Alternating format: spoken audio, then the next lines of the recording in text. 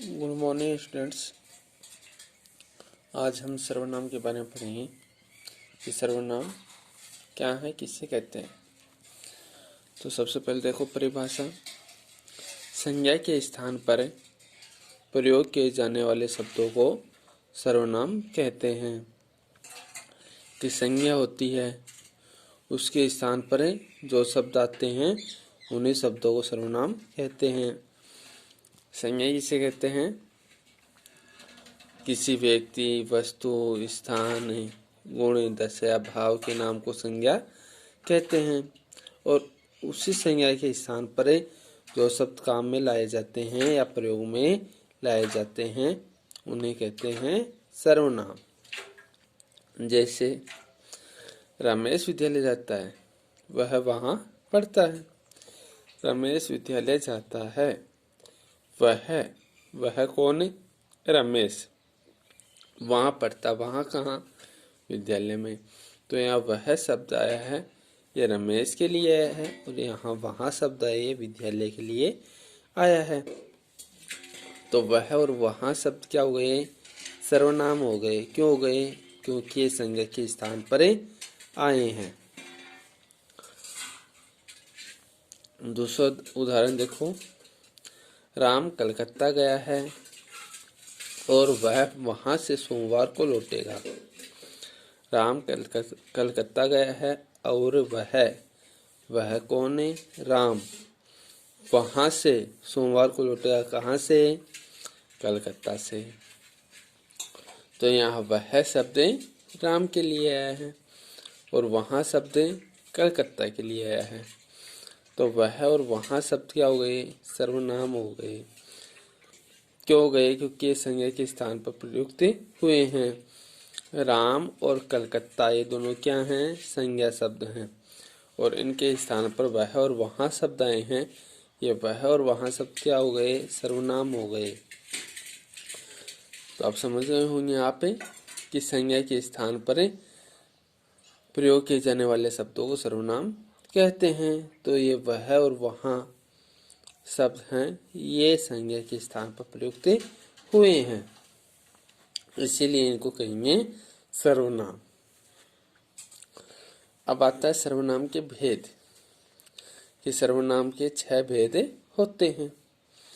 पुरुषवाचक सर्वनाम, निश्चयवाचक सर्वनाम, अनिश्चयवाचक सर्वनाम, प्रश्नवाचक सर्वनाम, संबंधवाचक सर्वनाम, निजवाचक सर्वनाम। तो इन 6 भेद के नाम भी आपको याद होने चाहिए। सर्वनाम की परिभाषा याद हो गई। सर्वनाम के भेद हैं, ये 6 नाम हैं, ये भी याद होने चाहिए। कि पुरुषवाचक सर्वनाम, निश्चयवाचक सर्वनाम, अनिश्चयवाचक सर्वनाम, प्रश्नवाचक सर्वनाम, संबंधवाचक सर्वनाम, निजवाचक सर्वनाम। अब इस सर्वनाम में सबसे पहला भेद पढ़ते हैं पुरुषवाचक सर्वनाम। जिन सर्वनामों का प्रयोग बोलने वाले, सुनने वाले तथा अन्य किसी व्यक्ति के स्थान पर किया जाता है उन्हें पुरुषवाचक सर्वनाम कहते हैं। कि एक व्यक्ति तो हो गया बोलने वाला, दूसरा हो गया सुनने वाला, और तीसरा हो गया अन्य किसी व्यक्ति के बारे में जो बात कर रहे हैं उसके स्थान पर जिन सर्वनाम का प्रयोग किया जाता है उसे पुरुषवाचक सर्वनाम कहते हैं। अब जैसे हम बात करते हैं, बातचीत करते हैं, 2 व्यक्ति खड़े रहते हैं और आपस में क्या करते हैं? बातचीत करते हैं। तो 2 व्यक्ति आपस में जब खड़े होकर के बातचीत करते हैं तो एक तो बोलता है, दूसरा सुनता है, और वो व्यक्ति किसी अन्य व्यक्ति के बारे में भी बात करते हैं।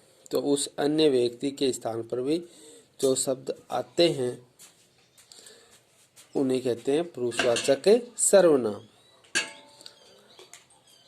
तो पुरुषवाचक सर्वनाम समझ गए होंगे कि जिन सर्वनामों का प्रयोग है बोलने वाले, सुनने वाले और अन्य किसी व्यक्ति के स्थान पर किया जाता है उन्हें पुरुषवाचक सर्वनाम कहते हैं। कि 2 व्यक्ति हैं, एक तो बातचीत करते हैं तो एक तो बोलता है, दूसरा सुनता है, और वो अन्य किसी के बारे में बात करते हैं तो उसे कहते हैं पुरुषवाचक सर्वनाम। अब आता पुरुषवाचक सर्वनाम के प्रकार। तो पुरुषवाचक सर्वनाम है वो 3 प्रकार के होते हैं। 3 प्रकार कौन से हैं? उत्तम पुरुषवाचक सर्वनाम, मध्यम पुरुषवाचक सर्वनाम, अन्य पुरुषवाचक सर्वनाम। तो पुरुषवाचक सर्वनाम 3 प्रकार के होते हैं। सबसे पहले आता है उत्तम पुरुषवाचक सर्वनाम। वे सर्वनाम शब्द जिनका प्रयोग बोलने वाला व्यक्ति स्वयं अपने लिए करता है, यानी जो व्यक्ति बोलता है और जिन शब्दों का प्रयोग वो स्वयं अपने लिए करता है उसे उत्तम पुरुषवाचक सर्वनाम कहते हैं।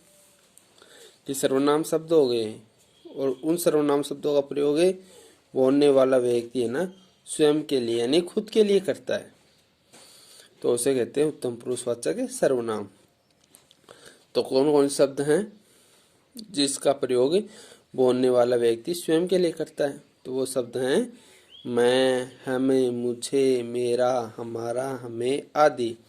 तो इस प्रकार के शब्द हैं जिनका प्रयोग बोलने वाला व्यक्ति स्वयं के लिए करता है।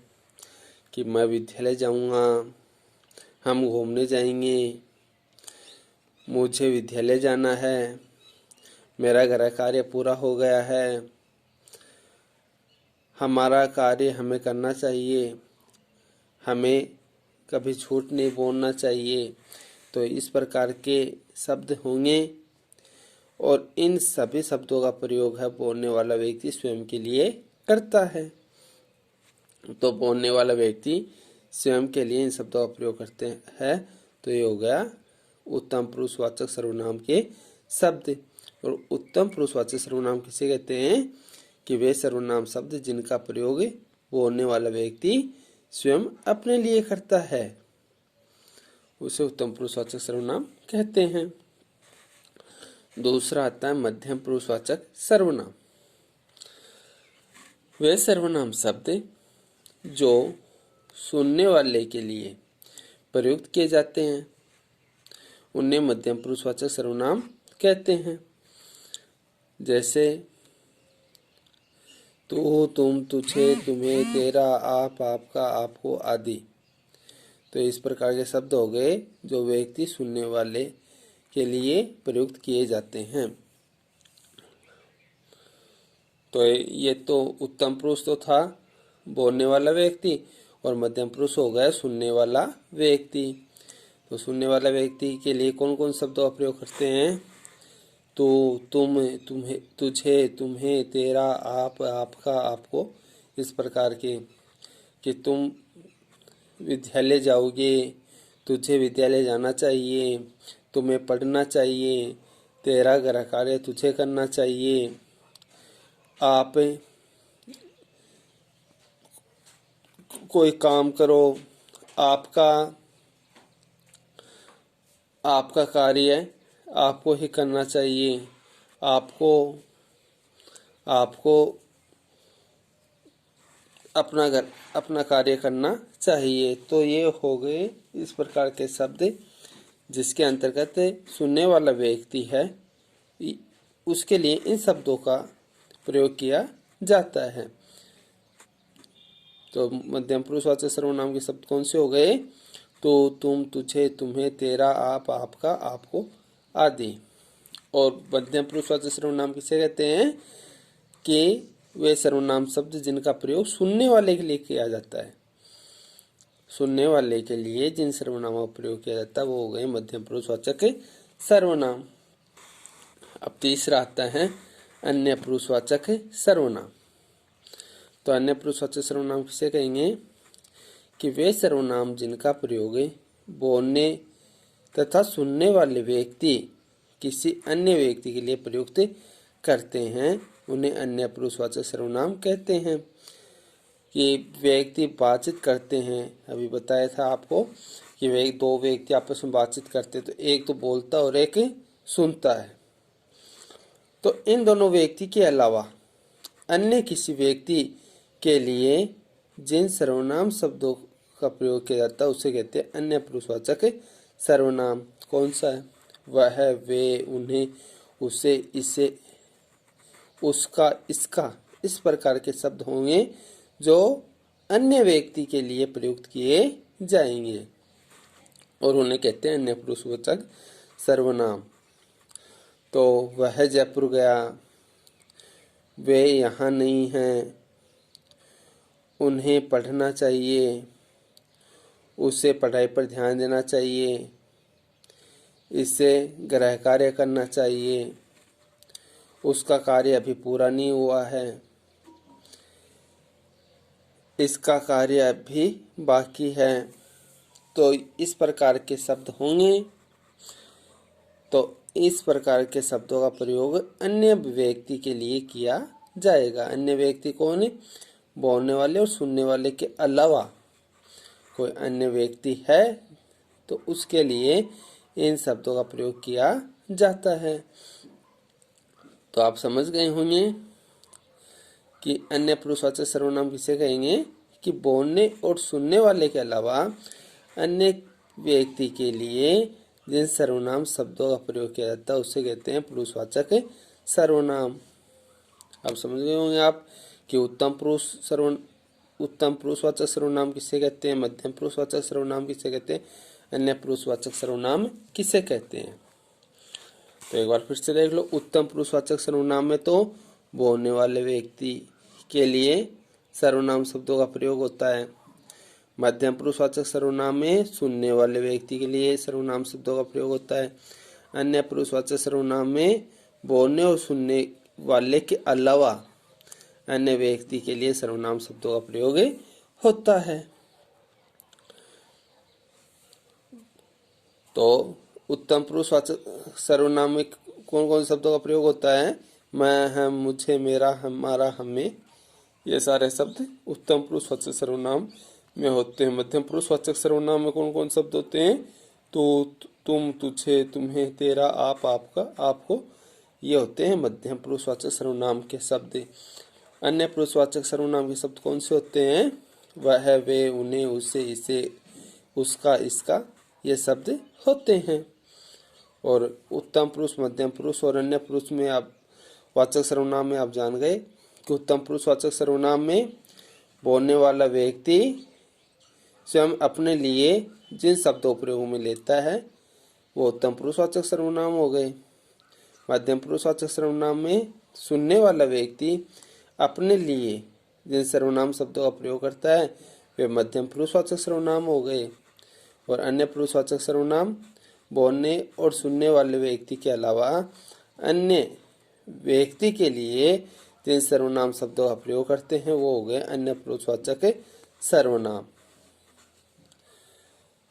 तो हमने सर्वनाम की परिभाषा पढ़ ली और पुरुषवाचक सर्वनाम के प्रकार पढ़े हैं। अब अगला भेद आता अपना निश्चयवाचक सर्वनाम। निश्चयवाचक सर्वनाम। तो निश्चयवाचक सर्वनाम किसे कहते हैं कि वे सर्वनाम जो किसी निश्चित व्यक्ति या वस्तु का बोध कराते हैं उन्हें निश्चयवाचक सर्वनाम कहते हैं। कि सर्वनाम शब्द किसका बोध कराएंगे? निश्चित व्यक्ति या वस्तु का बोध कराएंगे। अब निश्चित या व्यक्ति या वस्तु का बोध कौन से सर्वनाम शब्द कराते हैं? यह, वह, इस, उस, ये, वे आदि। तो ये जो शब्द हैं ये किसी निश्चित व्यक्ति या वस्तु का बोध कराते हैं और जो किसी निश्चित व्यक्ति या वस्तु का बोध कराते हैं उन्हें निश्चयवाचक सर्वनाम कहते हैं। जैसे यह पुस्तक रमेश की है, वह आज नहीं आया, इस पुस्तक को मैंने मेज पर देखा था, उस व्यक्ति को मैंने बाजार में देखा था। ये वही व्यक्ति हैं जो कल मुझे मिले थे। वे जयपुर गए हैं। तो इसमें इस प्रकार के शब्द होंगे और इसमें किसका बोध होगा? निश्चितता का बोध होगा। तो यदि किसी निश्चित व्यक्ति या वस्तु का बोध कराते हैं उस सर्वनाम को कहते हैं निश्चयवाचक सर्वनाम। तो निश्चयवाचक सर्वनाम में कौन से शब्द आएंगे? यह, वह, इस, उस, ये, वे आदि इस प्रकार के शब्द आएंगे वो होंगे निश्चयवाचक सर्वनाम। तीसरा भेद आता है अनिश्चयवाचक सर्वनाम। तो वे सर्वनाम शब्द जिनमें किसी निश्चित व्यक्ति या वस्तु का बोध नहीं होता उन्हें अनिश्चयवाचक सर्वनाम कहते हैं। कि किसी निश्चित व्यक्ति या वस्तु का बोध नहीं होता उन्हें अनिश्चयवाचक सर्वनाम कहते हैं। कौन कौन शब्द होंगे? कोई, कुछ, किसी, इस प्रकार के शब्द होंगे जिसमें अनिश्चितता का बोध होता है, निश्चित व्यक्ति या वस्तु का बोध नहीं होता। जैसे कोई,